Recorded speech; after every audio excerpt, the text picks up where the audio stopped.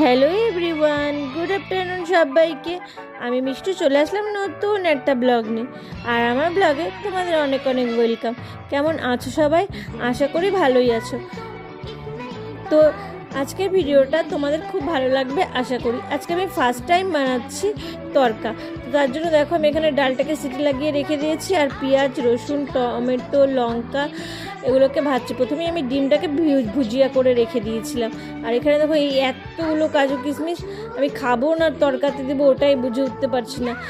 স্নান টান করা আমার হয়ে গেছে, খাওয়া দাওয়াও শেষ দুপুরের। এটা রাত্রের জন্য বানাচ্ছি, বাট রাত্রি হওয়ার আগেই বানাচ্ছি, কারণ বাচ্চাদেরকে সন্ধ্যাবেলা পড়তে বসাতে হয়, আর পড়ার থেকে উঠতে গেলে অনেক দেরি হয়ে যাবে। তরকাটা বানিয়ে রাখছি, আর রাত্রেবেলা নান কিনে আনাবো, ব্যাস হয়ে যাবে। তো ভিডিওটা কেমন লাগলো অবশ্যই কমেন্টসে জানাবে। আর এত সুন্দর স্মেল আসছে, মনে হচ্ছে খুব ভালোই হবে। যাই হোক, আমি তো এখনও খাইনি, অবশ্যই কমেন্টসে জানাবে তোমরা ভিডিওটা কেমন লাগলো।